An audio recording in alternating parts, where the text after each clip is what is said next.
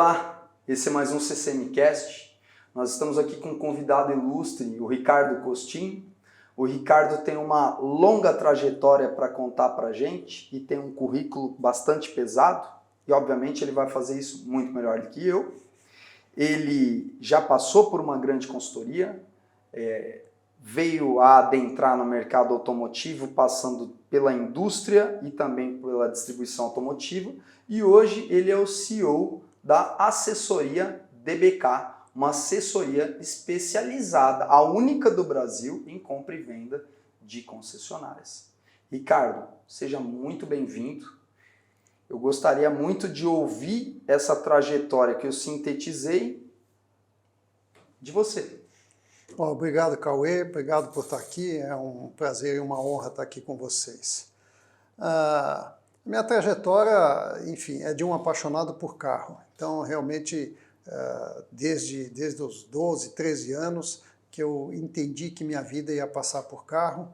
Eu uma vez parei numa banca de jornal, naquela época existia banca e tinha jornal e revistas, abri, era uma revista americana de carro, de preparação de motores, de hot rods, de carros modificados. Eu abri aquilo e falei, é isso que eu quero fazer pro resto da minha vida e olha só, é o que realmente eu acabei fazendo.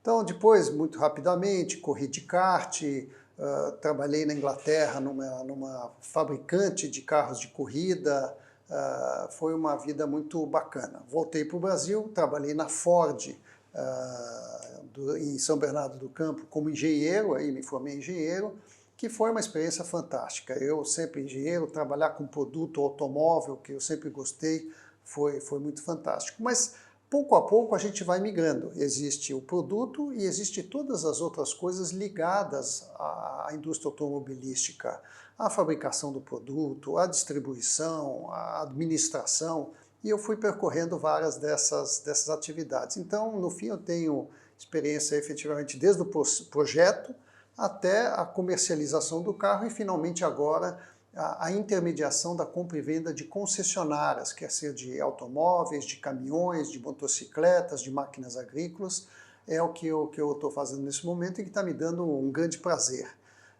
É algo novo no Brasil, do jeito que a gente faz, com a profundidade que a gente faz. Eu acho que nós somos o precursor e hoje somos o maior, com cerca de talvez 45, 50 concessionárias intermediadas, ou no qual assessoramos o processo de compra e venda. Então, essa é a minha trajetória. Ao mesmo tempo, tem um aspecto internacional, porque no meio dessas mudanças todas, trabalhei na França durante 7 anos, na McKinsey, uma empresa de consultoria muito reputada, mas sempre dentro do setor automotivo.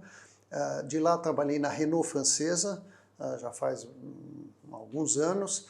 Então, ver de dentro uma empresa centenária como a Renault foi muito interessante, porque uma empresa centenária reflete a cultura do país. Então, a Renault, de certo modo, como aqui no Brasil, talvez a Vale do Rio Doce ou a Petrobras reflete a cultura brasileira, a Renault reflete essa cultura francesa que eu gostei muito. E depois vim para o Brasil e trabalhei na Fiat Automóveis, em Belo Horizonte, em Betim, super gratificante. Uma outra lição de cultura, porque a Fiat, tradicionalíssima empresa italiana, a cultura dela também reflete a cultura italiana. E depois chegou um momento que eu falei, eu quero ser empreendedor. E saí para fazer concessionárias de automóveis, e foi aí que da engenharia do projeto, passei a fazer a parte de comercialização e venda de automóveis. Foi outro 20 anos de aprendizado, criei um pequeno grupo de concessionárias com marcas muito bacanas, BMW, Volvo, Peugeot, Mitsubishi, e finalmente agora nesse ciclo de vida eu não tinha sucessores, meus 3 filhos, 2 meninas e um menino, seguiram a carreira deles. Aí eu já estava mais no fim, falei, olha, é um pouco o que eu vejo nos meus clientes hoje da DBK, quando você não tem sucessor, talvez está no momento de pensar em sair do negócio com elegância. E foi o que eu fiz vendendo, creio eu, vendendo as concessionárias, as últimas concessionárias que eu tenho, e aí peguei ainda mais gosto por essa atividade de comprar e vender, de assessorar quem está procurando vender sua concessionária, tem excelentes motivos para querer vender, e quem está querendo comprar. Muito bom.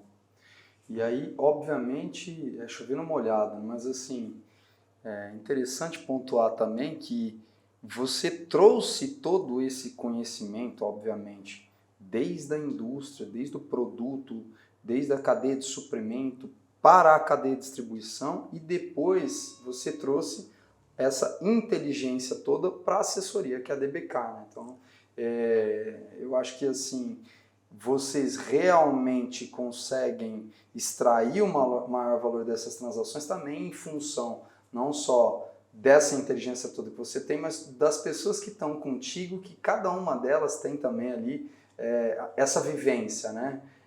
O José Guilherme, para exemplificar, já esteve aqui conosco também e te assessorou lá atrás, quando você comprava e vendia, né, com concessionários do grupo.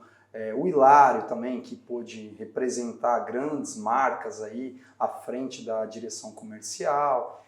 O Rafael Galante, né, que está também com vocês lá, que é um colunista e uma pessoa que tem uma ampla vivência no mercado, um trânsito nas associações de marca, né? Então, a DBK, bom, explicando, não teria como eu não ter feito um jabá, mas talvez soft, né? É bastante interessante conversar com vocês aqui no CCMcast, porque são pessoas que têm um conhecimento bastante profundo de diferentes atores, e aí vocês conseguem trazer visões sobre temas que a gente discute muito com titulares, com software houses que são, né, que atuam nesse mercado, que tem muita gente que pergunta, e essas perspectivas plurais de vocês em função dessas vivências, elas são muito oportunas aqui para a produção do nosso conteúdo. Então, quem agradece somos nós, já retribuindo o teu agradecimento, né, por estar aqui participando com a gente. Ricardo, tem alguns temas aqui que eu separei para a gente discutir. Obviamente que a gente não poderia deixar de falar de consolidação. Eu me lembro da Fenabrave do ano passado, já citei esses números em algum dos nossos episódios. Eu posso estar errado em uma pequena margem de erro, mas eu me lembro que o Andretta, salvo engano, ele falou que no intervalo de 2018 até 2022, a gente teve um incremento de 0,6%, né, muito tímido ali, 1% quase, no volume de concessionárias, né, de CNPJs, e a gente teve, do outro lado, uma concentração, né, uma redução de 23% dos controladores dessas operações, ou seja, é muito expressivo, né? A gente teve quase 30% de consolidação de mercado ao longo de 4 anos, né? Esse apetite permanece? Ainda há consolidações em curso? Esse pipeline está grande, está pequeno? Como é que você diria que seriam os próximos anos aí? É um ponto muito forte que você falou, mas eu vou me permitir simplesmente de saudar o Andretta, grande líder do nosso setor, que eu conheço bem, que construiu um grupo de concessionárias fantásticas na região de Campinas, por perto, e é uma pessoa extraordinária. Fico muito feliz de lembrar dele aqui e do trabalho que ele está fazendo pela Fenabrave agora como presidente da Fenabrave. Então, Andretta, um grande abraço e todo o meu respeito pela liderança que ele exerce hoje no setor de distribuição, automóveis, caminhões, dentro da Fenabrave. Vou voltando agora à sua pergunta sobre consolidação de concessionárias. A resposta é sim. Há uma consolidação de concessionárias em cursos que tem vários fatores, né? Houve uma consolidação não só de fornecedores. Alguns anos atrás, todas as montadoras falavam, puxa, eu tenho 3.000 fornecedores, eu quero tratar só com 300 sistemistas, era o termo que se usava e que se usa até hoje. E isso efetivamente aconteceu. E do lado da distribuição, isso também está acontecendo. Talvez não na velocidade que aconteceu com os sistemistas, mas está acontecendo por muitos motivos. Algumas montadoras escolhem de reduzir o número de grupos que os representam no mercado. O mercado brasileiro é grande, geograficamente você tem que ter muitas concessionárias para cobrir o mercado, mas elas acharam melhor que preferem ter grupos maiores, que cobram superfícies geográficas maiores, mas em menor quantidade.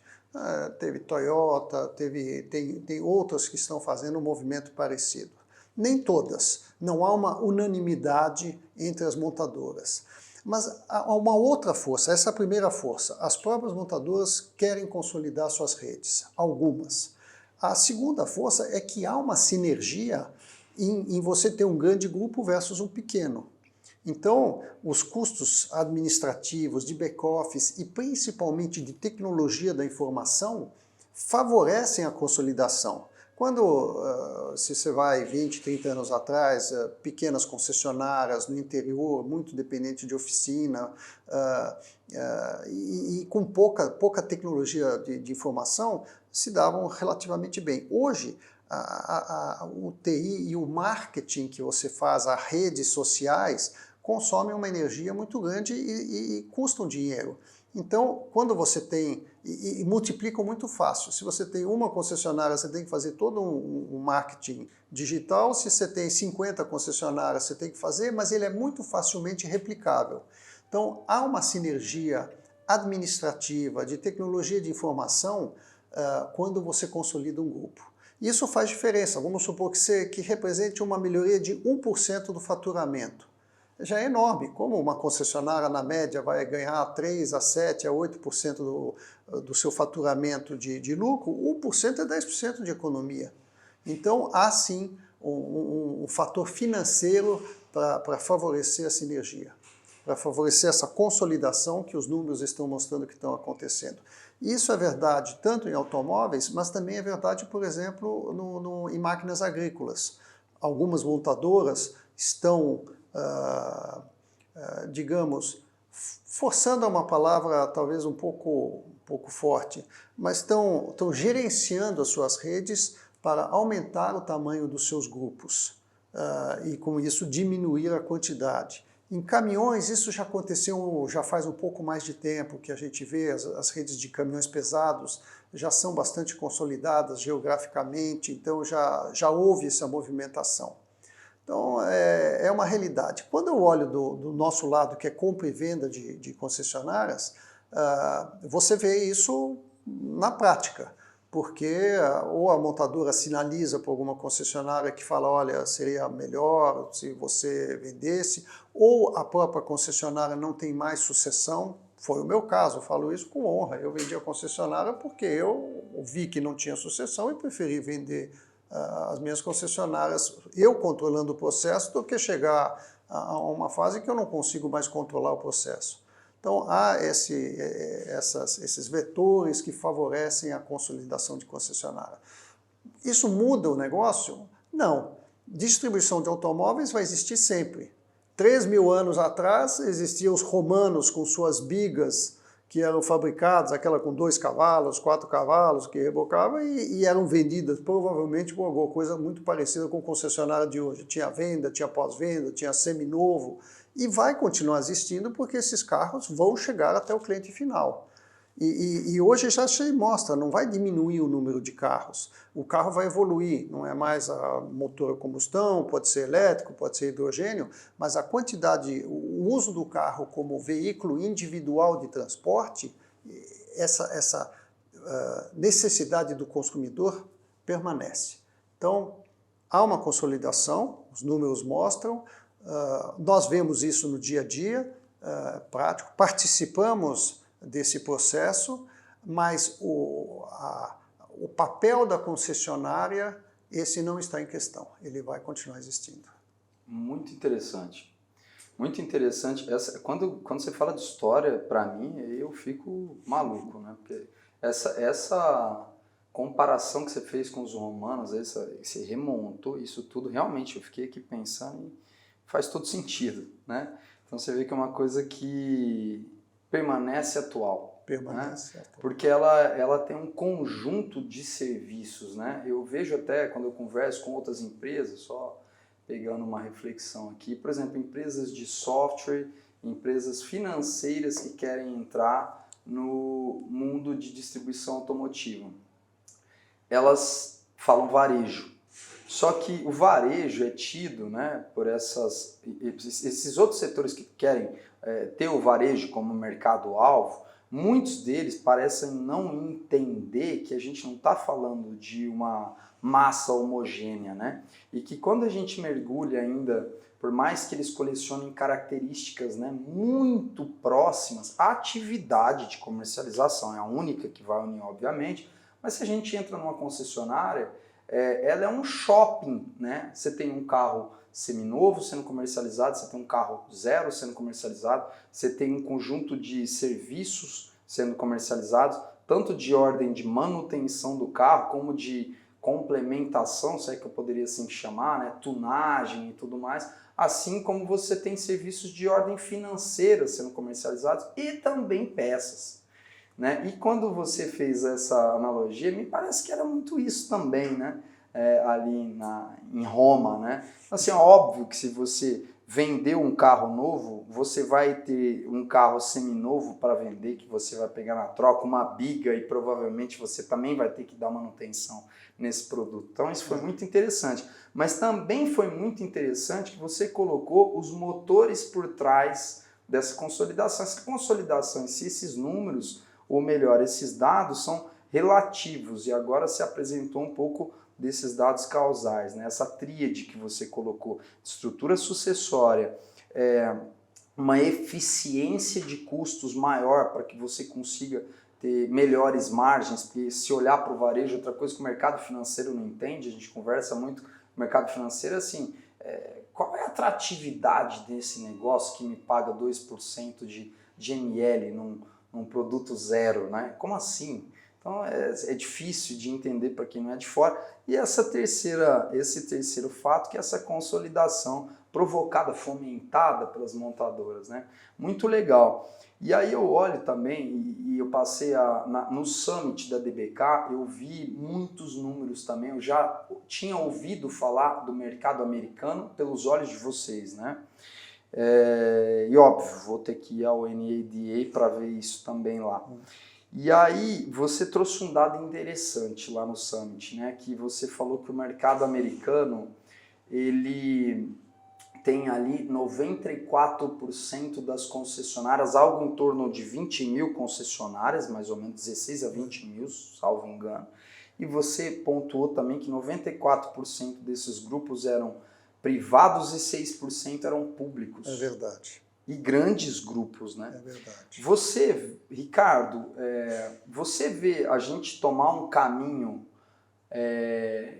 que vai mais ao encontro do mercado americano, óbvio, guardadas as proporções, as peculiaridades, mas a gente está mais sentido Estados Unidos ou Europa nesse sentido de consolidação? Olha, primeiro, tanto Estados Unidos quanto a Europa têm empresas privadas e algumas públicas na distribuição de automóveis e caminhões. No Brasil, até hoje, não há nenhuma. Todas elas são privadas. Mesmo os grandes grupos, que têm os maiores grupos no Brasil, ainda são privados. Mas há um caso que é claro, que é público, né? A Automob, do grupo JSF, se não me engano. JSL. SL, desculpa. Júlio Simões, né? Isso. Que está se movimentando para criar um primeiro grupo que tem todo o cheiro de querer ser cotado na Bolsa.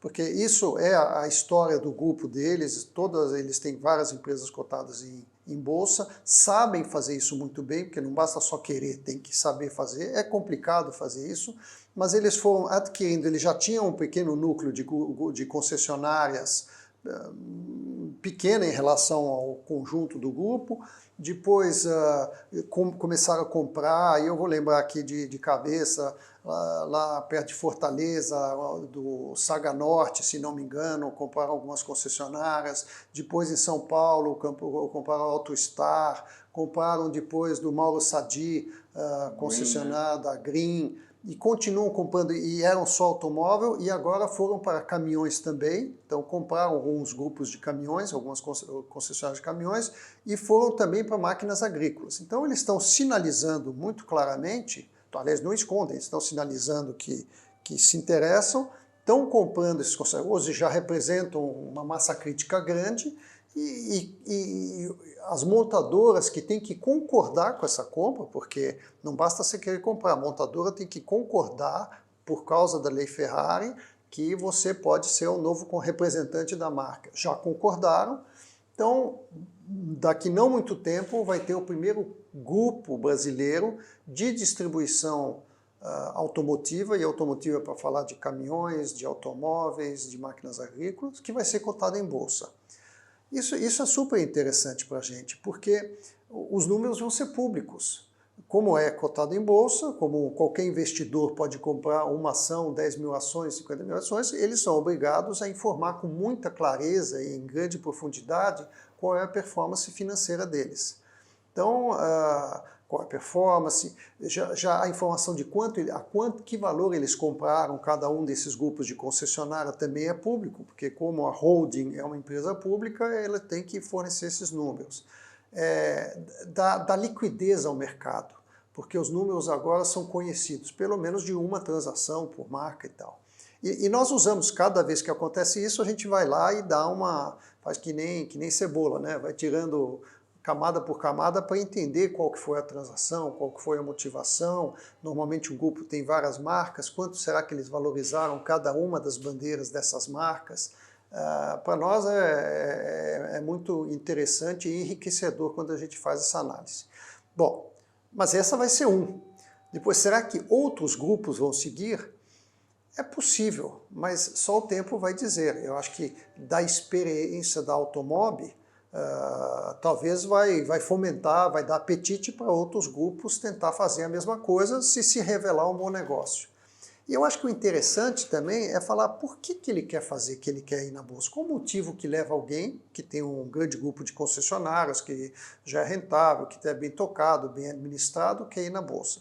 Porque automaticamente, ao ir para a bolsa, como ele tem liquidez, você pode comprar, eu quero estar, o que eles chamam os financeiros, exposto ao risco da distribuição automotiva. Isso é no sentido positivo. Estou exposto ao risco, quer dizer, eu quero participar do ganho disso, pode ser que isso desce, mas pode ser que sobe, e eu quero participar. Então você vai lá e compra 5%, 10%, 15% das ações que estão sendo cotadas em públicos. Isso faz automaticamente que entre uma empresa privada e uma empresa pública, normalmente tem uma diferença de 10% a 15% de valor. Quer dizer, uma empresa privada vale 100, tudo o resto sendo igual, e tem muita coisa todo o resto, claro. Ela pública vale 115, 120. Então ele criou valor, porque ele dá aos investidores a opção de investirem num setor que é a distribuição automotiva que não era possível antes. A não ser que você virasse acionista de um grupo, e a pessoa não quer ser acionista no sentido direto, quer ser comprar ação, e se gosta fica, se não gosta vende. Então, resumindo, é um passo, é um movimento que está acontecendo, a gente acompanha muito de perto, eu acho que é positivo, eu acho que ele vai dar mais liquidez ao setor de concessionárias automotivas, e se der certo, certamente um segundo ou um terceiro grupo vai querer replicar a mesma operação. Muito legal.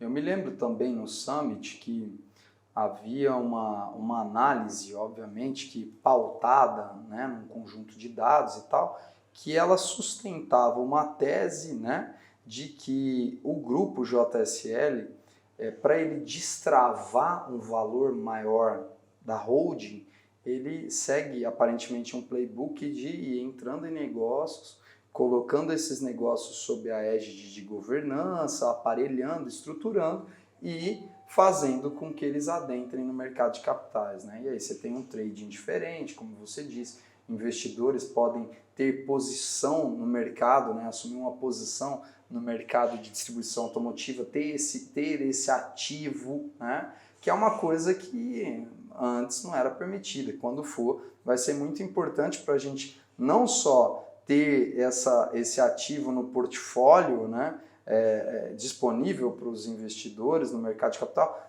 tanto para nós, né, assim, no sentido de ter dados públicos disponíveis para que a gente possa fazer proxies e entender o que acontece no mercado. E também, para mim, me parece muito assim uma coisa que eu anseio, porque é um sinal, não que o mercado não é profissional, porque o mercado é altamente profissionalizado na minha percepção, né?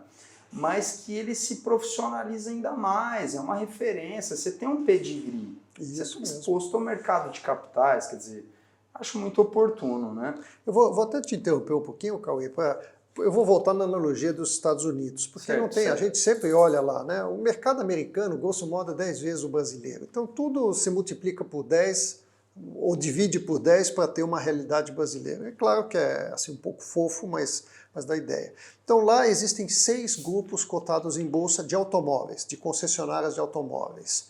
E de novo, para nós é rico porque a gente olha cada vez que eles emitem, a cada quadrimestre, cada trimestre deles, eles emitem as suas projeções financeiras e a gente lê, porque mesmo sendo Estados Unidos, porque a gente aprende muito só lendo, já dá uma boa ideia. E no setor de caminhões também tem um gigante que chama Rush Group, que tem cerca de 130 concessionárias de caminhões nos Estados Unidos, mais a parte centro-sul de caminhões dos Estados Unidos e no Canadá. Em Toronto eles têm operações também. E é também cotado em bolsa. Então, lá você consegue, ao olhar os números financeiros, ter uma noção onde é rentável, onde não é. Não dá para fazer uma comparação direta, porque a situação americana, os custos americanos são diferentes dos brasileiros, mas só de olhar é que nem jogo de futebol. Você não precisa ser treinador para ter um ponto de vista. Basta você estar sentado na arquibancada que você também tem um ponto de vista sobre o jogo é bom, o jogo é ruim, o jogo é isso. Então é um pouco o que a gente faz. Tanto nos Estados Unidos e Canadá, porque é tratado mais ou menos como uma coisa só, mas na Europa também tem alguns grupos grandes cotados em bolsa, aí gigantes, porque lá eles não só concessionários, mas muitas vezes são importadores em países pequenos. Então, você vai num país menor, Bélgica, para não falar Luxemburgo, que é um negócio pequenininho, às vezes um grupo desses é o importador da marca naquele país. Você vai na Lituânia, são países menores. E lá também existem alguns desses grupos que às vezes são donos de concessionária e às vezes são um importador em determinado país. E a gente aprende olhando. Muita coisa, exatamente. Acho que assim, uma coisa engraçada, que quando você falou isso, a gente também, no mercado de tecnologia, tem essa dinâmica, né, de avaliar as empresas, por mais diferentes que sejam os modelos de negócio, porque aqui também não é uma massa homogênea, né, a gente tem software, tem empresas de dados, de cloud, enfim.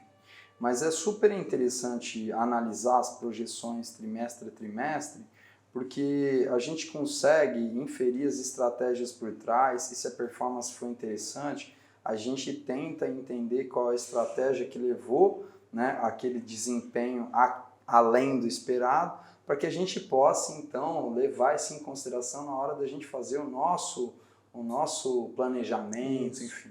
Então isso é muito legal, né? É uma conversa muito proveitosa mesmo.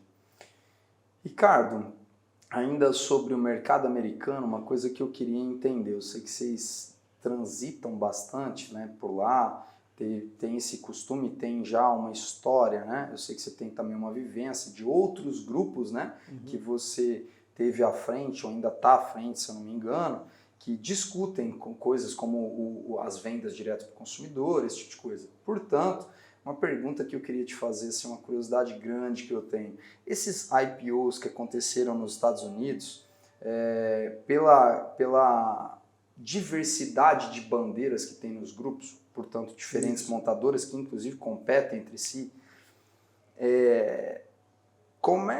qual foi a sua visão sobre esse processo da montadora aí, assim, já é outro patamar, né? Aprovar um M&A é uma coisa, aprovar um IPO, qual é a sua visão desse processo? Assim, é uma inferência mesmo, É. tá? Porque você já esteve do lado da montadora também, eu sei que você conversa com bastante gente. Você vê que eles fomentam, não fomentam, é caso a caso?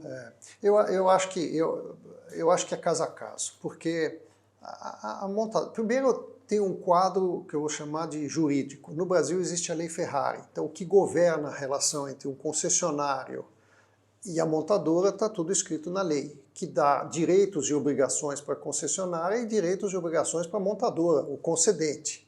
Nos Estados Unidos o quadro jurídico é diferente e complica porque cada estado, é que nem você tem uma Lei Ferrari para cada estado. Então no Brasil é nacional e lá é estadual, por isso que chama Estados Unidos. E no Brasil é República Federativa do Brasil. Então é uma federação. E isso muda. Então tem estados onde a montadora não pode negar a transação, não pode, tem certas condições, mas é muito mais favorável ao concessionário, não, eu vendo para quem eu quiser.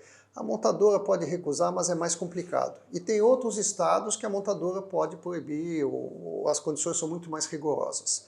Então, não dá para comparar direto o Brasil com os Estados Unidos nesse caso. Na Europa, coincidentemente, são muitos países, mas são países da União Europeia. E a União Europeia tem uma legislação única para todos os países da União Europeia em relação ao relacionamento entre a montadora e a sua rede de concessionárias. Então, de longe parece tudo igual, mas de perto é diferente. Onde a gente vê essa diferença grande agora, numa discussão muito atual, é sobre o que eles chamam de modelo agency. Continua sendo a montadora vende o seu produto para a concessionária e a concessionária vende o seu produto para o cliente final, ou vai ser a venda direta ou o faturamento direto da montadora diretamente ao consumidor. E todo mundo cita o exemplo da Apple. Porque a Apple, são lojas da Apple, e no Brasil não é, porque é um país diferente, mas nos Estados Unidos todas as lojas da Apple pertencem à Apple e as montadoras olham com muito... Os olhos dela brilham com a probabilidade de fazer isso, porque eles na ideia deles, eles vão conhecer todos os passos do cliente, porque todos os dados do cliente, a frequência de compras são conhecidas dela. No setor automotivo, isso não funciona, está longe de ser um consenso. Primeiro porque nos Estados Unidos, por lei, isso é proibido. Eu não vou falar proibido porque depende do estado, mas é muito pouco provável que aconteça a curto prazo. O poder das concessionárias em relação às suas montadoras é maior. Na Europa isso já está acontecendo. Em vários estados, em vários países, desculpa, e algumas montadoras já está havendo o faturamento direto da montadora para o cliente final. E aí o que nós chamamos de concessionário é simplesmente um representante de venda. Ele não é obrigado a ter estoque, ele é pago com uma comissão fixa, mas ele também não tem que fazer marketing, porque isso é uma responsabilidade que fica com a montadora. Muda bastante. Isso estão em pleno nessa discussão nos Estados Unidos e no Brasil também. Algumas montadoras aqui já passaram a fazer o faturamento direto, vou citar a Volvo, porque de cabeça ela é assim. Outras têm. Aqui no Brasil há uma outra complicação, o Brasil não é para amadores, porque a venda direta, em termos de imposto, ela é um pouco menos carregada. Então há um incentivo tributário de fazer o faturamento direto, porque não há repercussão em duas etapas da cadeia de vendas. Então, há um incentivo do lado, eu quero conhecer o meu concessionário, mas um outro incentivo que vai direto no bolso, que é um pouco mais barato em termos de imposto, de você fazer a venda direta do que faturar para o concessionário e o concessionário faturar para o cliente. Mas há muita discussão sobre se a indústria automobilística vai para esse modelo de venda direta ou não. E eu escutei Recentemente tive num congresso nos Estados Unidos, em Munique, na Alemanha, onde se falou muito sobre isso, porque, de novo, na Europa é um assunto bastante forte. Aliás, foi citado alguns exemplos, a BMW na África do Sul, por exemplo, faz a venda direta, o faturamento direto. E não há uma conclusão definitiva. Então, há vantagens e inconvenientes.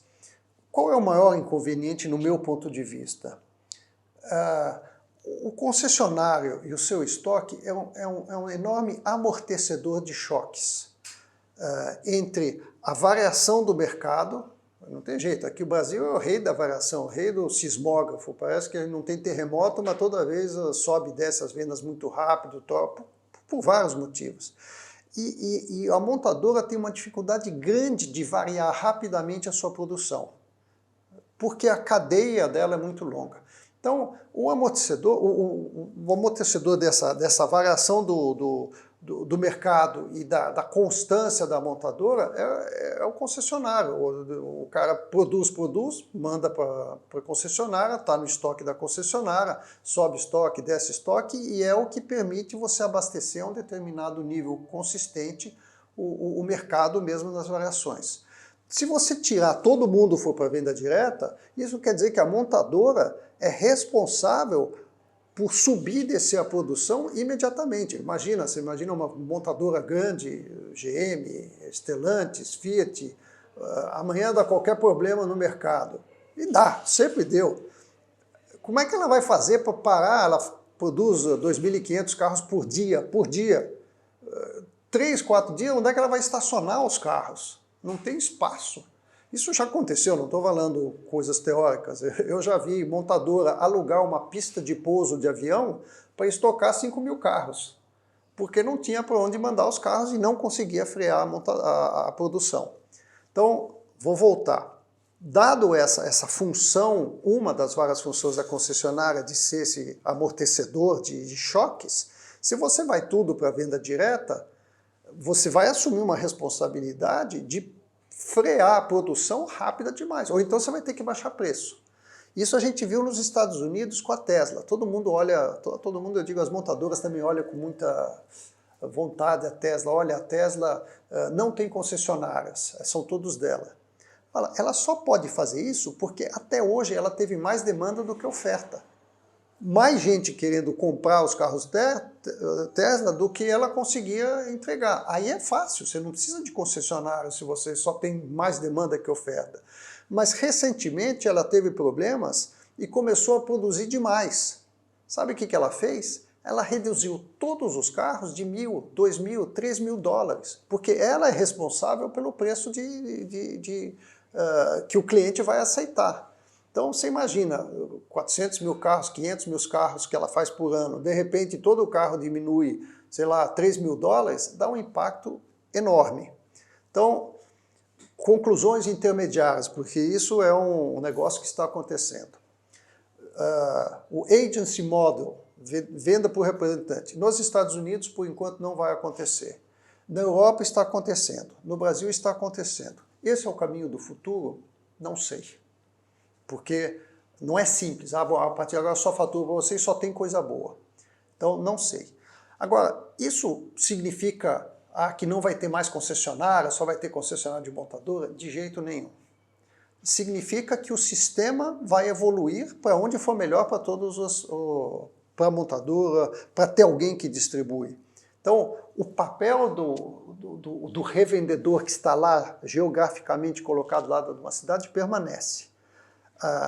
Agora haverá tensões, até porque, ao contrário da Apple, que não tem pós-vendas na loja, a Apple só vende, inclusive pós-venda da Apple, você vai numa lojinha lá perto, mas não é ela que faz o pós-venda. No caso do carro, a montadora tem que ter alguém que faz a revisão, que faz o pós-venda, que faz a recall. Imagina se você não tem, surgiu algum problema, tem que fazer um recall, e recall é legal no sentido de ter uma lei que diz que você tem que fazer um recall. Você tem que ter um lugar onde o cliente vai levar o carro dele e vai corrigir aquele problema que vai fazer. Então, o papel do concessionário continua.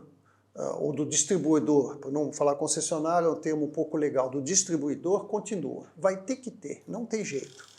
Bom, quem vai fazer a distribuição? A montadora ou um empreendedor? Tem que ser empreendedor. A montadora não tem nem dinheiro para abrir no Brasil 300, 400, 500 concessionárias de uma marca. Então, vai ter que ter empreendedor aí. A questão é, isso vai mudar a remuneração? Como essa tensão entre quanto ganha o distribuidor é eterna. De novo, voltar com minha analogia lá de Roma, 3.000 anos atrás, se você fizesse uma reunião da Associação dos Fabricantes de Biga, de não sei o quê, os assuntos iam ser provavelmente muito parecidos com o de hoje. Qual é a minha margem, quanto que é a hora da oficina de garantia, quanto que é, por que está faltando produto, por que tem excesso de produto. Então, isso estou convicto de que vai permanecer empreendedores na ponta com o contato com o cliente. Esses empreendedores vão ser provavelmente grupos maiores, que a gente estava falando por causa da sinergia, mas que vai ter, vai. Talvez eu exagerei aqui nessa caminhada no varejo automotivo, e nos choques que está acontecendo agora, mas é por isso que eu gosto desse setor, porque todo dia tem novidade, todo dia tem reflexões, todo dia tem empreendedores que estão preocupados com o seu negócio, qual que é o meu futuro, a montadora que quer atender o melhor possível o seu cliente, de preferência ganhando dinheiro fazendo isso, então é cheio de emoções. E de fato, né? É assim, são marcas globais, algumas centenárias, que tem um produto que, no caso do Brasil, é o sonho do brasileiro, não sei se já deixou de ser, eu até acho que não, né? De ter a casa própria, o imóvel próprio, a gente é muito patrimonialista aqui, né? Também como você disse, que você adentrou o mercado por gostar ali da velocidade, do estilo, enfim, é um conjunto de fatores que fazem com que esse mercado seja apaixonante, além de todas essas dinâmicas de mercado, e a gente está falando uma coisa que vai existir sempre. São os modais de transporte, né? Óbvio que eles vão mudar. Você sabe que eu vou me permitir só fazer um complemento, assim, né? Quando a gente fala de distribuição, você tem a distribuição seletiva, são poucos canais que entregam teu produto, que é hoje a estrutura da Apple no Brasil, né? São poucos canais que entregam teu produto. A distribuição intensiva, que é aquela que vai ao encontro de indústrias que precisam de muita escala, né? E que precisa granularizar, né? A distribuição, ela precisa de volume para sustentar a produção. E você tem a seletiva, né? Provavelmente aqui a gente não está falando de market share, a gente está falando de profit share, né? Então esses caras, eles escolhem os canais, verticalizam, a gente tem setores assim e tudo mais. Quando eu olho para a indústria, para as montadoras, eu vejo que você tem diferentes indústrias. Você tem a mainstream de volume, você tem a premium, você tem a premium, nicho e tal. E eu vejo que cada uma, por exemplo, a Volvo, a gente está falando do market share de, não chega a 3%, salvo engano, né? Brasil, 2,4%, alguma coisa, enfim, não vou me lembrar. Mas, então assim, é muito mais fácil você fazer isso em função de toda a dinâmica, produção, logística, operação, precificação e todo o conjunto de variáveis para você fazer, assim como a jornada desse consumidor. A gente nunca pode esquecer que o negócio começa e termina na ponta. Então, a jornada de um cara que está atrás de buscar um produto mainstream é diferente da jornada do cara que está querendo buscar um produto premium, né? Eles esperam que sejam diferentes as jornadas, portanto, os canais provavelmente terão que ser diferentes para sustentarem dinâmicas industriais diferentes. Isso me parece que é uma coisa muito parecida com aquela que eu estudei na minha faculdade. Falei isso no último podcast que eu participei vou trazer a mesma visão aqui, vou me valer das palavras do Gustavo Bonini, da Anfávia, né? Ele falou uma coisa e eu citei esse exemplo para ele que eu estou citando agora aqui para você. Quando eu estudei publicidade, como bacharel em comunicação, não sei nem se o termo já denota também que eu tenho uma certa idade de mercado, né? O que acontecia? Eu cheguei lá, falava assim, olha, o rádio... teve um professor que me falou assim, olha, quando o rádio veio, disse que ia matar o jornal. Quando a TV veio, disse que ia matar o rádio. Quando o cinema veio, disse que ia matar a TV. Não lembro se é o cinema, mas assim, era uma cadeia de coisas, né? E quando chegou a internet, não, acabou, as mídias digitais vão matar e tudo, aí vem aquele efeito LinkedIn, que você só quer fazer um novo, porque é o novo da moda. E a realidade, hoje, quando a gente está falando de canais de comunicação como esse que a gente elencou, é que eles se integram. Quando a gente olha para o D2C, esse movimento de direto para o consumidor, na indústria automotiva eu vejo que outras marcas já estão fazendo isso, outras indústrias, para a gente fugir dessa visão estruturalista. E elas chegaram, né, elas começaram a olhar aqueles tem um termo, né, que é Digital Native Brand, lá, Vertical Brand, que é marcas que estão verticalizadas num setor que já nasceram digitais, elas vendem direto para não ter a bitributação, para capturar o valor que a distribuição... E aí, óbvio, você vê aquilo que o executivo, o empresário, nossa, é o que eu quero.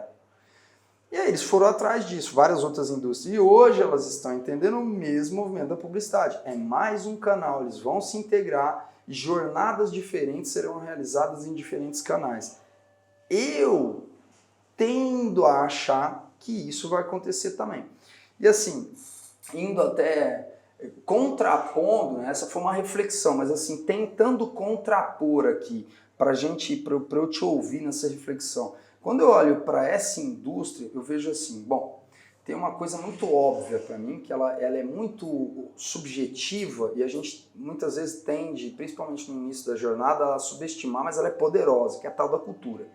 Né? Então assim, eu vejo que o varejo tem a cultura de atender o cliente. E eu vejo que a indústria tem a cultura de produzir o produto. E muitas vezes elas não se complementam. Esse é um ponto. O outro ponto é, se a gente for para o modelo de agency, como é que vão ficar esses dilemas de segurar a volatilidade para as marcas de volume? Como é que vão ficar os dilemas de logística, eu digo de operador logístico transporte? Como é que vão ficar os dilemas de granularidade da marca num território continental e também que culturalmente ele é regional e tem produtos que você tem portfólio, é bom você ter um portfólio picapeiro para uma determinada região e vou ainda além. Como é que fica também essa... Tem a lei Ferrari, que eu não vou nem dizer, que está aí ainda, né? E, enfim, como é que fica tudo isso? Será que todas essas marcas vão adotar? E será que se elas adotarem, não vai ser só mais um canal e não um único canal? E, portanto, a gente não teria um agency aqui, seria um híbrido? E tem um último ponto, desculpa, para fechar, um último ingrediente, esse bem apimentado. Porque a montadora me parece que ela quer vender. Bom, vender eu também quero, se eu fosse um titular. Mas será que ela quer lidar com funilaria? Será que ela quer lidar com tudo aquilo que diz... Será que ela quer lidar com comprar o carro usado? Será que ela quer lidar com avaliação? Será que ela quer lidar com... E o consumidor, por sua vez, também, para fechar mesmo dessa vez, vai? Eu prefiro ir num lugar, eu consumidor, que a quantidade de ofertas financeiras que vai ser oferecida para que eu venha fazer a aquisição daquele produto seja maior, porque ali concorrência, né? E aí se eu verticalizo essa cadeia e vou comprar da montadora A, ela vai trabalhar com o banco da montadora B? Ela vai trabalhar com os outros bancos? Quer dizer, você vê, tem forças que são muito antagônicas para todos os países e acho que talvez até mais para o nosso em função de dimensão territorial e quantas Europas cabem aqui culturalmente. Bom, depois dessa eu não consigo ser tão sintetizar tanto quanto você, mas depois desses ingredientes todos, ainda assim você acha que a gente vai ter esse modelo de agency aqui de ponta a ponta para várias marcas? A resposta é não. Meu pensamento, só meu pensamento, né? Mas vai existir alguns canais que são melhores servidos pelo agency e outros canais da mesma marca servidos por Forplan, por estoque na concessionária. Então vai ser um canal adicional, que não, por si só não tem nada de errado, ao contrário, você adapta ainda mais determinado produto, determinada situação para um canal de comercialização, mas sempre através, tendo lá na ponta lá o distribuidor, o concessionário, e outras que vão ser por Forplan. A gente estava falando no caso da Volvo, vou voltar, a Volvo consegue fazer isso de vender 100% porque os carros são montados lá fora, não são montados, chegam importados, e o volume é relativamente pequeno comparado aos outros. Então, elas não produzem aqui. Se a cadeia de autopeças fosse tão longa quanto é da montadora, ela teria dificuldade de fazer isso. Mas ela consegue fazer porque chega um navio, é o estoque, o navio vai dar por mês, sei lá, 40 dias, 30 dias, ela consegue fazer todos eles passar pelo canal de vendas diretas, direto ao consumidor. As montadoras grandes não creio que conseguem, mas esse canal via vendas ou faturamento direto vai ser um adicional, como já é, de certo modo, em muitas coisas. Vendas a frotistas, por exemplo, já passa por isso. Porque tem uma outra questão, só para assim, complicar um pouco mais. Qual é a tolerância do consumidor em esperar a chegada do seu carro? Quer dizer, nos Estados Unidos, sempre foi que o cara compra o carro que está no pátio. Em 3 horas, uma pessoa, isso de fazer várias visitas lá, você vê, ele entra na concessionária, escolhe o carro, porque o estoque da concessionária está naqueles pátios gigantescos dos Estados Unidos que tem nas concessionárias americanas, ele escolhe, eu vou sair com esse carro, já sai com o semi-emplacamento deles lá, ele já sai. A tolerância dele por espera era 0. O europeu é o oposto. Era a família inteira ia encomendar seu carro, ou encomendar seu carro que vai ser entregue daqui 4 semanas, 5 semanas, e o europeu tem essa tolerância, ou foi treinado assim. Então, no Brasil é um meio termo. Clientes, talvez o Covid e a falta de produto, treinaram o consumidor a esperar, porque não tinha, mesmo que ele fale, não, quero lá sair amanhã, você quer, mas não tem carro. Então, esse Covid treinou os consumidores e forçou as montadoras a fazer com que ele encomende seu carro e venha buscar quando o carro está pronto. O risco é que se amanhã tem excesso de produção, desmancha tudo isso, porque a maioria das montadoras vão empurrar os carros para as concessionárias que vão querer agarrar o cliente que passa na frente para comprar aquele carro agora. Então, resumo um pouco da ópera. O sistema de vendas diretas vai existir, já existe, não é que vai existir, vai continuar, e agora falando do Brasil especificamente, vai continuar a existir para algumas marcas e às vezes até para alguns produtos dentro da mesma marca. E eu não acho nada de errado com isso. O que, como sempre vai continuar a existir, como sempre existiu, é a disputa sobre qual é a margem do concessionário, quanto que a montadora dentro do canal de distribuição remunera o concessionário para fazer esse trabalho. Um dos argumentos usados pelas montadoras para falar que ir para vendas diretas é bom, porque eles fazem aquelas contas e se você pega todo o custo em tudo de distribuição, você fala, nossa, o meu custo de distribuição é cerca de 30% do valor do carro. Fala, é muito. Você olha 30%, você quer ir lá diminuir esse custo, é da natureza. O problema não é esse, o problema é quem criou esse custo de 30%. Foi o concessionário porque ele é ineficiente, porque ele não vendeu? Ou foi a montadora que é obrigado, produziu demais, é obrigado a dar um bônus gigantesco para mover aquele carro e tirar aquele carro? Ou porque produziu a cor errada, ou porque produziu um carro, um modelo que achou que ia vender tanto e não vendia. Então, por isso que o discurso, para ter um debate, precisa 2, né? Sim. A montadora, só para isso, né? A montadora acha que, pô, se o concessionário fosse mais eficiente, ia diminuir esse custo de distribuição, e o concessionário fala, pô, produz o que o cliente quer comprar, que realmente eu não preciso nem ter estoque vendo tudo. Mas isso vai continuar acontecendo.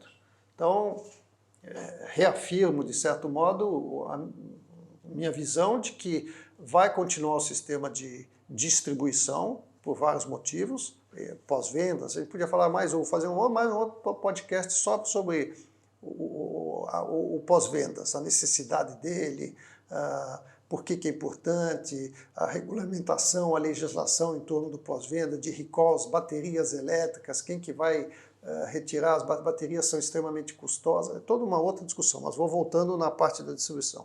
Então, vai ter um distribuidor, que no Brasil tem o nome de concessionário, por causa da lei Ferrari, que é concedente concessionário, mas se poderia chamar de distribuidor também, que vai ter vários canais de financiar a venda para o concessionário e que o cliente vai comprar. E a discussão vai ser sobre qual é a remuneração para ser interessante do cliente lá, ter aquele imóvel super bacana, por exemplo, no custo de 30%, é carésimo, vou diminuir. Todas as montadoras querem que você constrói o Taj Mahal para atrair o cliente, tem que ser maravilhoso, tem que ser piso, tem que ser isso, tem que ser aquilo. Claro, atrai o consumidor, mas tem um custo. Então, está embutido nos 30% da distribuição. Se a exigência, o impacto do ponto de vendas, e é forte, tem sempre sendo uma avenida de passagem e tal, fosse diminuído, você conseguiria diminuir, mas aí você talvez não tivesse as mesmas vendas que você tem hoje. Muito interessante. Ou seja, se a gente for, eu te digo mais, se a gente fosse fazer um podcast só desses 30%, ia dar talvez uma websérie.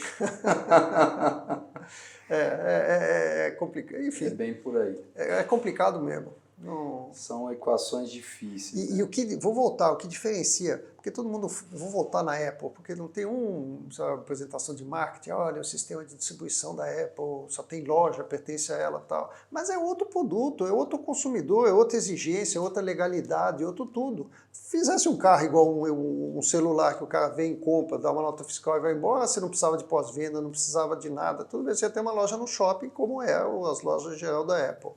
Mas só que não é assim.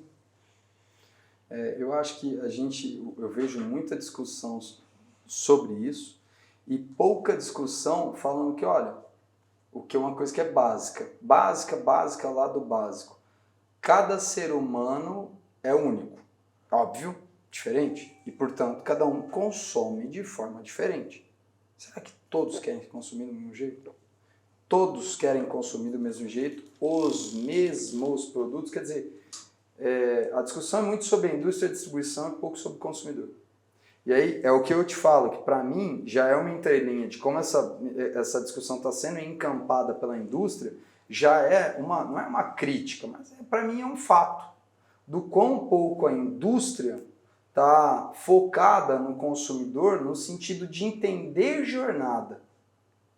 Né? Vou fazer só uma vírgula, né? Ela vai entender os insights que eles trazem para colocar os produtos que lhe atendem. Parou aí. Ela não vai adiante, porque fazer o produto é uma parte, colocar o produto no mercado é outra parte. E todas as indústrias, elas acreditam que fiz o produto, ponto, por que você não está vendendo? Para isso, você treinou o vendedor, você entendeu o consumidor, como é que ele compra, onde ele compra, como é que ele quer pagar, A jornada é muito mais do que o produto. Né? Existe um road to market e não um go to market. Então essa discussão também acho que precisa se aprofundar. E aí, a gente falou bastante desse direct to consumer. Óbvio que você já até respondeu minha próxima pergunta, né? Como os titulares atualmente, assim, eu já ia perguntar, a lei Ferrari é o suficiente? Me corrija se eu estiver errado, mas por tudo que você já disse, não é o suficiente. É bom eles irem pensando em outros modelos, né? Que complementem. Legal. E aí uma coisa que eu queria voltar para aquele papo de M&A aqui. Vamos lá. E aí eu te fazia uma outra pergunta. A gente falou, tem a consolidação, tratando todos aqueles temas, e eu vejo estratégias de consolidação que eu vou voltar a conectar nesse, tá? Assim, as estratégias de M&A, eu vejo elas passarem muito por marca e região, para você ampliar, né, o escopo ali da região de atendimento, ou ter um portfólio que tem uma pluralidade maior de marcas. Então, assim, na tua visão, o melhor é por região, é por marca ou são ambos? Quais são os prós e contras dessas duas operações? Você sabe, de verdade eu acho que até mais do que região e marca, que são dois fatores, o maior fator para o M&A é a disposição do concessionário atual, se ele quer ficar ou se ele quer sair.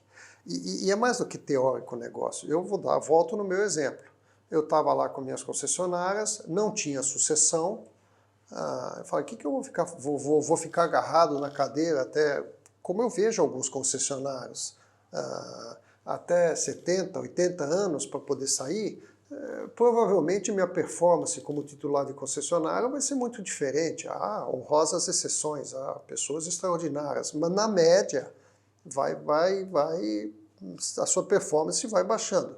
E aí acaba um problema, porque a montadora começa a sinalizar, ver sua baixa de performance e começa a te cutucar. E aí passa a ser uma relação antagonista entre o concessionário, o titular e às vezes a montadora. Olha, eu vou esperar acontecer isso? De jeito nenhum. Vou vender, adoro vender na alta e comprar na baixa, porque se você tenta fazer o contrário, em geral não dá certo.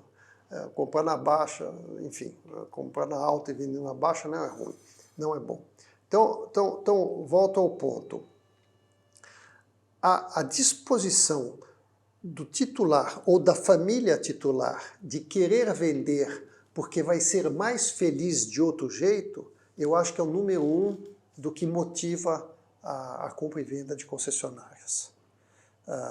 Às vezes você vê situações, 3 gerações, quer dizer, o patriarca lá atrás que montou tudo, aí estava sozinho, era acionista, aí segunda geração, terceira geração, a propriedade, as ações estão espalhadas na mão de muita gente, que fica extremamente difícil de tomar uma decisão. Quando você tem 10, 15 para tomar uma decisão e precisa de unanimidade por alguma coisa, fica extremamente difícil. Então, o fator número 1 que faz alguém desejar vender o seu grupo, o que deveria fazer, é a questão de sucessão. O segundo é a montadora. A montadora, se ela não está feliz com a sua performance, ela tem 1000 jeitos de te fazer entender que ela não quer mais você na rede. E aí nesses 2 casos, a gente vai e participa. Por região, alguns produtos por regiões são diferentes. Tem grupos gigantescos de, por exemplo, Honda 2 rodas no Nordeste, é impressionante como tem grupos muito grandes de concessionária. Por quê? Porque a Honda a 2 rodas substituiu o Jeg de antigamente. Então você vai lá na rua, é impressionante como tem. E criou com isso grupos fortes de distribuição, por exemplo, de motocicleta. Falo Honda, mas pode ser Yamaha, pode ser outra. Então, regional eu acho que é o menor das questões. O mais é a sucessão e uma pressão da montadora. Ou às vezes o cara está cansado. Tem cara que chega lá e fala, está cansado, mas é equivalente à sucessão, é parecido com a sucessão. E aí o papel que a gente tem é de... a gente sempre fala que, olha, 95% das discussões são sobre dinheiro e 5% são sobre emoção. O problema é que os 5% manda nos 95%.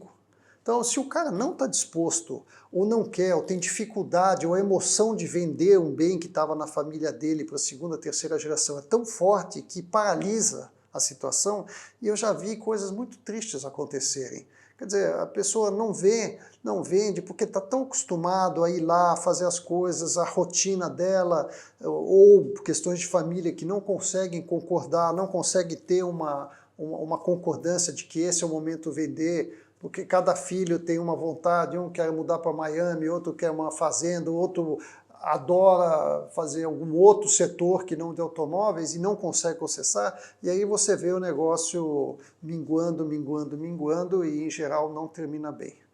Então essa é E o nosso propósito como DBK, e está escrito na nossa missão lá, é dar liquidez ao mercado de compra e venda de concessionária. Quer dizer, o que dar liquidez? Fazer com que essa transação aconteça facilmente. Tem referência de preço no mercado, onde tem um vendedor, tem um comprador, e a pessoa, ao encerrar o seu ciclo, não há desonra nenhuma. Ao contrário, é uma prova de sucesso você vender e transformar em dinheiro 2, 3 gerações de trabalho. E cada um vai ser feliz do jeito que ele acha melhor, e não do jeito que o patriarca, 50 anos atrás, achou que tinha que ser. Então é um assunto difícil, porque, de novo, levanta muitas emoções, e levanta hábitos, e levanta questões, mas eu fico muito feliz quando a gente facilita, quando a gente intermedia no sentido de uma história que poderia terminar mal, termina bem. Porque aí todo mundo está feliz. O vendedor fica feliz porque transformou aquilo tudo em dinheiro, cada um dos filhos ou dos netos ou de quem for dos irmãos tem a sua parte, a montadora fica feliz porque entra um novo concessionário lá que tem um jeito novo de fazer, ou vendeu para um outro grupo que ela já conhece, que é de alta rentabilidade, daí um pouco essa história de consolidação que a gente falou no começo. Eu acho que essa é a verdadeira história de sucesso. Isso, é perfeito. Ricardo, você entrou numa seara que eu queria inverter essa pergunta. Eu te fiz ela, e aí eu conduzi talvez um pouco mais para o sell side. E aí você deu uma aula que deixou muito claro para mim quais são os principais motivos para quem está pensando em ir para o lado sell side. Mas e se eu, Cauê, hoje tivesse a oportunidade de ser um titular à frente de um grupo e eu estou calçando ali o sapato do buy side? Se eu for fazer uma expansão do meu negócio, né, inorgânica, pensar por bandeira, pensar por região, pensar em ambos, essa bandeira atende muito bem essa região. De novo, aqui temos uma região picapeira e eu tenho uma marca que tem produtos nesse sentido que possuem um amplo share, uma aceitação muito grande dos consumidores. O que você me aconselharia se eu estivesse no buy side olhando para isso? Cauê, olha mais para a região, olha mais para a marca, é marca e região, e quais são as oportunidades e ameaças desse negócio aí? 2 casos. Se você já está no ramo, digamos, de distribuição de automóvel ou caminhão, alguma coisa, e você quer crescer, que é o caso de muita gente, tem 3 caminhos. O primeiro caminho eu falo, porque tem que ter sinergia, não é? Você tem você compra mais tem que ser mais do que 2. Essa é a sinergia. Quer dizer, em receita tem que ser mais que 2 e em custo de preferência tem que ser menos do que 2, porque é como você vai criar valor. Então, você vai escolher, ou eu vou escolher uma ótica de sinergia geográfica. Cara, eu estou numa região num estado, eu vou cobrir o estado. Pô, que bom, aí você vai dar mais sinergia geográfica. Ou eu cubro uma estrada, Belo Horizonte até São Paulo, tem a rodovia, você vai continuando e o acesso é fácil, o tempo de deslocamento de uma concessionária para outra está razoável. Essa é uma consolidação por geografia. A outra é consolidação por marca. Fala, puxa vida, eu represento determinada marca, eu me dou bem, eu gosto dessa marca, a marca gosta de mim, eu quero continuar, eu quero crescer nessa marca. Isso funciona. Há uma sinergia de marca, porque os interlocutores continuam os mesmos da marca, você vai para uma reunião da associação ou da montadora, em vez de tratar de 3 concessionárias, você trata de 4 ou 5. Então, essa é a segunda, que seria uma sinergia de marca. E a terceira é uma marca que é tão rentável que você quer entrar nela, você às vezes tem que ter um custo. Eu já tenho 2 marcas, eu quero ter uma terceira. Aí surge uma oportunidade de uma terceira marca, que é uma marca boa, que está no teu planejamento estratégico de representar aquela marca. Só que, bicho, aí não é nem geográfico, você vai ter que deslocar de avião, vai ter que tomar chá de aeroporto, mas eu faço esse esforço porque eu sei que daqui, se eu performar naquela marca nova, eu vou conseguir ter mais um terceiro polo nas minhas marcas e isso me dá uma estabilidade, porque montadora nem toda, ela também não é obrigada a acertar sempre. Tem montadora que está sempre, às vezes sobe, às vezes desce, de preferência que é uma marca, uma outra marca que na média te garante um produto, um resultado mais ou menos constante. É que nem ação na bolsa. Você tem ações portfólio contracíclico. Exatamente. Contra volatilidade. Isso. Se você quer ter constância, você compra uma ação que oscila de um jeito, aí você vai comprar uma outra que oscila do outro jeito, que na média você vai se dar bem. Muito boa. Faz sentido isso? Total sentido. É o que a gente vê no mercado, como os compradores do buy side a lógica deles quando eles vão atrás de uma outra concessionária. Tem aqueles grupos que não estão na distribuição e querem entrar. Para esses é bem mais difícil, porque as montadoras gostam de pessoa que já demonstrou sua performance. Então chega um grupo, pode ser um grupo bom, profissional e tal, capitalizado, mas para entrar numa marca ele tem que ser muito bom, ou alguma coisa acontecer para a montadora aceitar o risco de ele entrar e depois de 2 anos descobre que não gosta disso, que não quer isso, que não é eficiente nisso, que não... Os skills do que ele fazia, o conhecimento dele que ele fazia, que era muito bom, já entrou no automóvel, já não funciona lá. Então é bem mais difícil um grupo novo entrar. Uma concessão com uma dose muito maior de risco, né? Ricardo, indo para a nossa semifinal aqui, que aí agora a gente já falando ainda de consolidação, mas eu vou te fazer uma pergunta um pouco diferente. Bora! Faz de conta que agora você está de novo titular, mas nos dias atuais, certo? Né? Eu sei que já faz algum tempo que você deixou essa operação. Existe uma categoria em tecnologia que se chama MAS, né?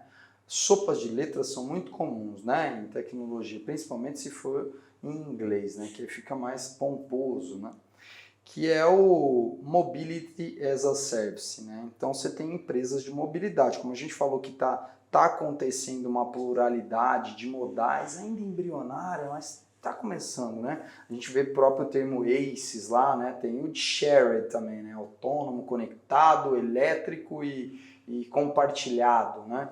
Que também é uma outra discussão aqui, porque isso vai custar muito para a montadora querer mexer na cadeia de distribuição. Mas, bom, voltando. Então, tem esses e tem startups.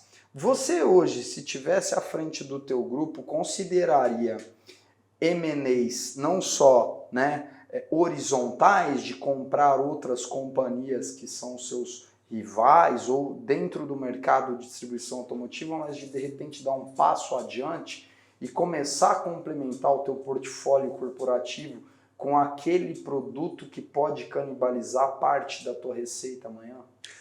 Sem medo. Se há um canibal, é melhor que seja a gente, que é melhor que ele seja primo meu, porque aí eu sei onde é que ele está. O pior canibal é aquele que você não sabe onde está, porque às vezes ele está atrás de você. Então, se é para canibalizar, porque, deixa eu dar um passo atrás. Sim, eu acho que vai ter... eu tenho certeza, aliás, que há clientes que preferem comprar uma assinatura, venda uma assinatura de um automóvel sem nenhuma preocupação. Ó, eu pago tantos por mês, te devolvo o carro e não quero saber de oficina, não quero saber de IPTU, não quero saber de PVA, aliás, e tal, e você administra isso para mim. Mas não são todos, porque custa mais caro. Você está terceirizando com alguém uma gestão do seu patrimônio e você está pegando em volta a mobilidade. Então, que seja 5%, 8% de pessoas que vão querer esse canal, digamos, essa forma de adquirir a mobilidade.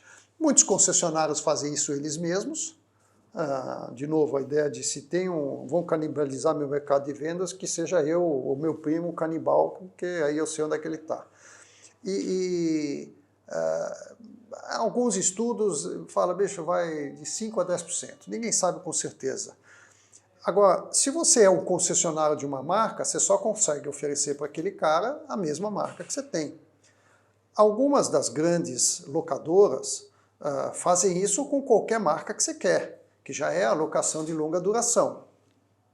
Empresas gostam muito de fazer isso, até por questões tributárias, porque em vez de ter um imobilizado, você tem uma despesa, diminui o teu imposto de renda, então tem motivos tributários para fazer isso. Mas eu creio que vários clientes, pessoas físicas, vão fazer isso também porque é cômodo e para ele vale a pena fazer. Então vai existir esse canal? Já existe, não é que vai, já existe e vai continuar. Vai virar 50% do mercado? Não, não acho. Não acho porque a questão da propriedade ainda é forte e tem gente que quer aquele carro, que quer fazer e que quer mudar de carro. Uma questão de liberdade de compra. Sim. Então eu acho que vai ficar no seu nicho e que se você está no ramo de vender automóveis ou vender mobilidade, que seja comprando, vendendo produto ou alugando produto ou fazendo um leasing do produto, é uma das coisas que a gente tem que fazer e que favoriza também grandes grupos. A gente falou de consolidação, isso é mais um fator que é favorável à consolidação, porque se você tem 6, 7, 8, 9 marcas no seu portfólio de concessionários, é muito mais fácil você ter determinados produtos para oferecer ou montar a sua própria, digamos, locadora de longa duração para oferecer ao seu cliente. É interessante, porque, por exemplo, indo até além, eu vou até além assim, nesse sentido, desses grupos criarem a sua própria empresa de assinatura, mas deles estarem dispostos a comprar startups com modelos completamente diferentes de compartilhamento de carro. Por exemplo, vou citar o caso da Santa Emília, como eles já falaram num podcast que eu tive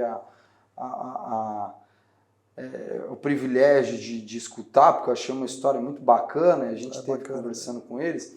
Tem um lugar aqui em Ribeirão, né, que é o Dabi Business Park, já fazendo um jabá. Meninas, depois vocês mandam uma nota para eles, tá, da publicidade aqui, do Publi Editorial, que é muito legal, porque é um lugar que você tem ali empresas, né, tradicionais, como a São Martinho, como outras empresas daqui da região e da cidade, que são bastante tradicionais, e você tem um ecossistema de startups gigantescos lá dentro. E a Santa Emília está lá, inclusive ela foi pioneira, né, nessa iniciativa, e eles a todo tempo estão conversando com diversas startups para imaginar, como eu vi no podcast, os próximos 120 anos da Santa Emília, que é um grupo de 120 anos, né? Começou, obviamente, com outras atividades, mas, por fim, é um grupo de 120 anos. Então, assim, eles estão dispostos, no que eu entendi nesse podcast, até mesmo a aportar numa startup que, sei lá, tá pegando carros independente da marca, mas que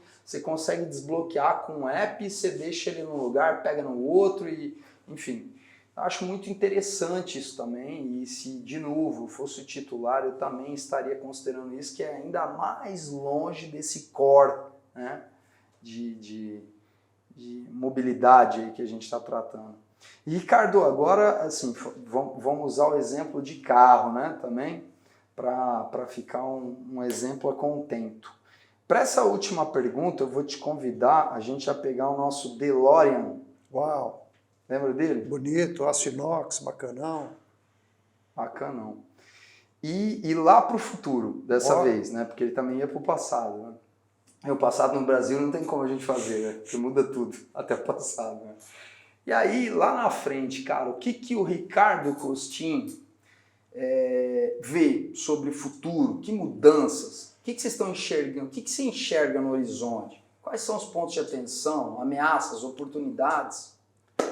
Grandes highlights. Então, gostei da pergunta, mas como você não precisou o tempo, daqui quantos anos eu vou responder do jeito que me agrada responder. Perfeito. Porque hoje é uma discussão muito forte sobre o futuro do carro, a parte de motorização. Vai ser elétrica, vai ser hidrogênio, o que acontece com o motor a combustão interna, porque polui, porque isso, porque aquilo. Obviamente é uma pressão muito forte para o carro elétrico que vem principalmente da Europa, vem com o Tesla, que é um cara que revolucionou a indústria, que ele sozinho provou que o carro elétrico funciona, sozinho. Eu fico impressionado com isso até hoje. Então há esse movimento global, e a China, de ir para o carro elétrico. eu acho o seguinte, a padronização que a gente viu nos últimos 30, 40 anos, olha, era o motor a combustão, caixa de câmbio e tal, e gasolina que foi padronizada no mundo inteiro sendo a mesma, eu acho que corre o risco de haver uma ruptura. Aliás, eu acho que para o Brasil seria a melhor coisa que pudesse acontecer haver essa ruptura. Eu não creio, precisa ser humilde nessas horas, mas eu prefiro ter o casca grossa, se eu errar, problema meu. Para o Brasil, a melhor coisa seria se a gente voltasse ao carro a álcool, ou como combustível utilizar álcool. O Brasil é produtor de petróleo, então poderia o motor a combustão, a gente exporta petróleo. Então a gasolina é um produto feito no Brasil, porque o petróleo é brasileiro, o Petrobras refina, outros refinam e você tem combustível. Motor a combustão. Nós temos álcool que é muito mais ecológico do que o petróleo. Consome CO2 da atmosfera quando cresce a cana, faz a destilaria, utiliza a mão de obra brasileira, é um grande utilizador de mão de obra, produz o álcool, e já tivemos no passado, 30 anos atrás. Por um monte de motivos políticos, isso acabou não acontecendo. E eu não vejo por que o carro elétrico, que utiliza matéria-prima, fabricar e desmanchar uma bateria no ciclo de vida dela é mega complicado. O processo de fabricação de bateria é complicado e poluidor, e de desmanchar como vou dizer, dar um destino ecológico para a bateria é extremamente complicado.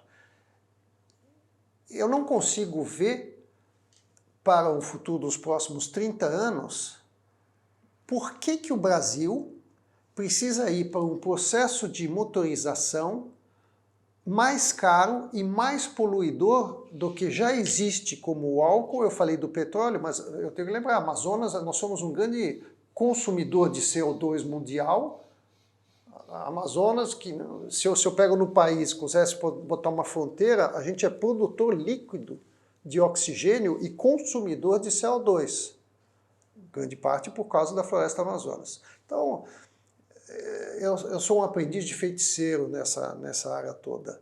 Mas se eu tiver que projetar alguma coisa, e eu estou usando a minha bola de cristal, eu diria que o Brasil poderia se desconectar da tecnologia internacional, ou as mesmas montadoras, não estou sugerindo que tem que ser outras, e passar a utilizar álcool e gasolina, com problema. Gasolina é um problema, e óleo diesel é um problema maior ainda em termos de produção de particulados. Mas no nosso balanço ecológico, nós produzimos oxigênio e consumimos CO2. Então eu acho que é uma reflexão, isso que eu estou falando não é senso comum e não é defendido, não vi ninguém do governo defendendo alguma coisa nesse sentido. Há algumas pessoas que comentam sobre isso, não sou eu que invento não. Mas, então, se eu vou subir no meu DeLorean e vou olhar só o Brasil, eu diria que eu vejo o carro a álcool e a continuação do motor a combustão interna. Posso estar enganado? É claro que eu posso estar enganado. Aliás, com outro ponto que até hoje o carro com bateria é mais caro de ser produzido, tira imposto, tira tudo, é mais caro de ser produzido do que um carro de combustão interna. Como o Brasil é prioritariamente 50% da venda de automóveis seu carro de baixo custo, você lembra lá dos carros populares, Uno 1000 e tudo mais, eu não vejo por que eu quero encarecer o preço médio do automóvel fazendo ele ser elétrico. Muito bom. Completamente diferente de várias coisas que eu ouvi. Muito legal. Veja, estou arriscando aqui. Ricardo, muito obrigado pelo tempo, pela paciência e, sobretudo, pela aula. Foi muito legal, uma bela reflexão, clara, sucinta, direta, amparada em várias questões, né? Desde dados até uma coerência assim, uma concatenação de ideias. Foi muito legal, prazer tê-lo aqui. Eu realmente imagino, né? Se você topar, obviamente, mas é bom que eu fazendo isso aqui já na câmera já tem aquela pressão para a gente poder voltar e ter outras discussões, porque aqui só já identifiquei outros temas. Aquele tema que eu vi no Summit do valor das marcas e a gente explicar as questões que vêm por trás disso, até pensando num portfólio contracíclico, de um buy side, né? Por exemplo, um tema, né? Mas muito obrigado, foi excelente o bate-papo. Eu que agradeço, enfim, muito nobre para mim e muito honroso para mim poder colocar alguns pontos de vista que eu desenvolvi todos esses anos do setor. E, ao contrário, eu que agradeço e dou parabéns pela iniciativa que vocês têm, CCM, muito bacana de colocar esse debate, porque é sempre o debate, não é? Ao alcance de todos que estão aqui nos assistindo, é muito legal. Muito obrigado.